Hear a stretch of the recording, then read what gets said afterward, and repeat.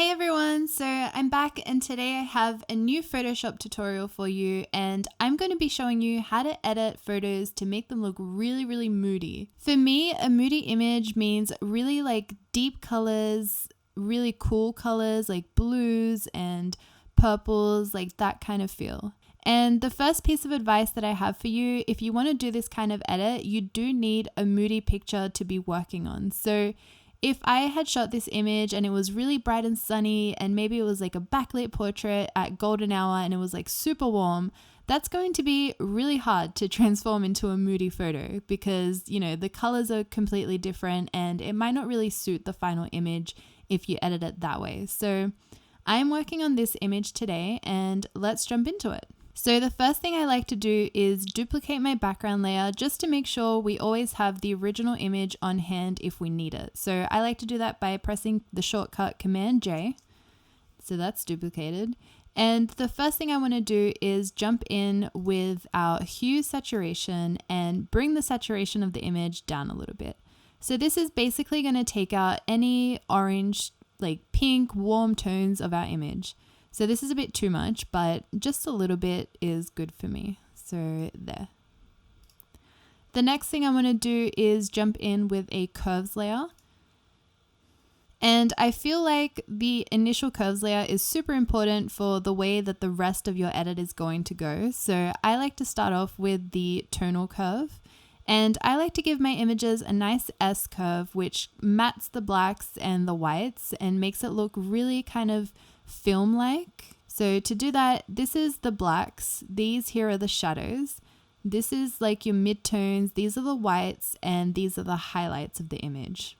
So I normally like to start by putting 2 points down on the curve, just here and here, and I start by bringing the blacks up. And as you can see, that's really mattifying what the blacks look like. So instead of being really like crisp, real blacks, they go a little bit more gray. And for me, that's like my personal style and how I like to edit my photos. So we'll leave that there.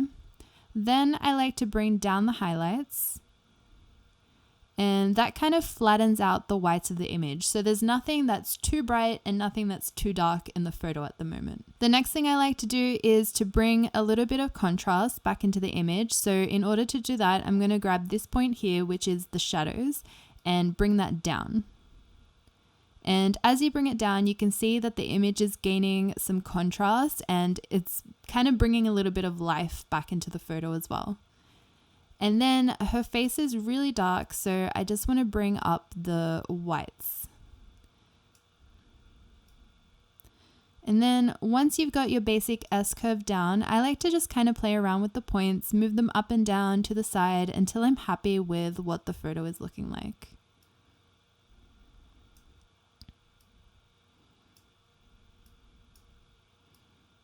There we go. So I'm really happy with that. I'll show you a before and after of the tonal curve. And that's really kind of flattened out our image, but still contains a little bit of nice contrast to the photo and gives it a really smooth look, which like I personally really love. Okay, so now let's jump into our red, greens, and blues. I'm going to start with the blue. And I do want this image to be really moody and have a lot of cool tones. So just like the S curve, I always like to bring the shadows of my blues up. And that makes the image really blue, all in like the dark areas of the photo. So I think just about there is good. And then we don't really want her skin tone to be really blue. So I'm just going to grab around the shadow mid-tone area of the image and pull that down. And as you can see, that's kind of adding like a nice orange, kind of creamy color to the skin tone, which I really love. And just to balance that out, in the highlights of the image, I kind of want to bring back the blue a little bit so it's not too warm. So I'm going to grab around here on the curve and bring that up a little bit. And yeah, as you can see, it kind of evens out the skin tone and makes it look a little bit more realistic. So I'll show you a before and after. I don't really want to touch the red and the greens. You can add some blue into the image with the red curve by pulling the reds down. But I personally don't really like the color of the blues when you pull the reds down. I prefer doing that through the blue curve. So we'll just leave that the way it is for now. The next thing that I like to use is actually the photo filter in Photoshop, and I really like the way the deep blue filter looks on an image. You can also change the intensity of how blue it is, so you can make it like completely blue or like barely anything. So we'll just leave it down here around 20%, I think is good. Then let's go in and alter the color balance of the image. So here again is where I like to find a balance between what the overall image looks like and what the skin tone is looking like as well. I find that it's really important when you're editing to always keep an eye on what your model's skin looks like, because you can really easily kind of, I don't know, make it look super alien with like crazy colors, and it kind of off balances the image and doesn't look too realistic. Okay, so the first thing I'm editing is the midtones, which is basically the like not the shadows and not the highlights. It's just like everything in between, and it basically affects pretty much the entire image. So let's start by bringing the midtones up into the yellows, and this is really going to help with the skin. And I want to bring a little bit of pink into it as well, and then some cyan.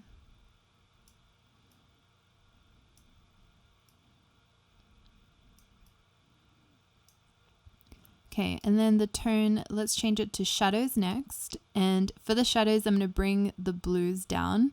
And the color balance shadows is like really, really saturated, I've noticed. Like the tiniest movement on the slider makes like the biggest difference on the picture.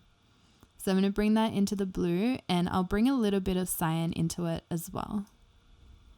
Okay, and then last but not least, we have the highlights, which is all these like brighter areas of the image. So let's just play around with the sliders a little bit. Let's bring up the cyans as well as the pinks, and we'll bring up some yellow into the image as well. And then sometimes I like to go back into the midtones after I've done all the other adjustments and play around with that just a little bit more to make sure I'm happy with how it's looking. Okay, I think just there is good. Let me show you a before and after of the color balance. So that's the before and that's the after. And I think the last thing I want to do is go in with a brand new curves layer and do another S-curve over the image. And this will just intensify the overall image. So I'll do a really simple S-curve again. Bring the highlights down.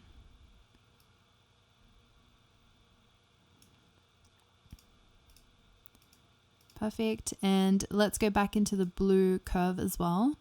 And I'm just going to do the same thing as before, bringing up the blues just a tiny, tiny bit in the shadows this time. And then bringing it down here in the midtones, and then bringing it back up into the highlights.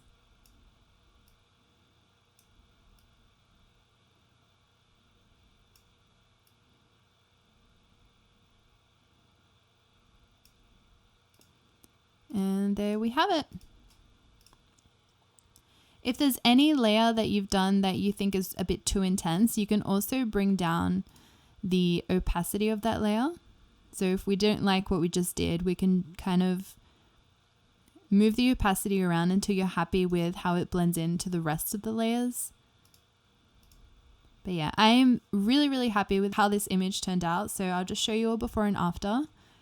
So there's the original image, and there it is with all our editing. Well, I hope you guys enjoyed this tutorial. If there's anything you want to see from me, please let me know. Otherwise, thank you so much for watching, and I'll see you guys all really soon. Bye!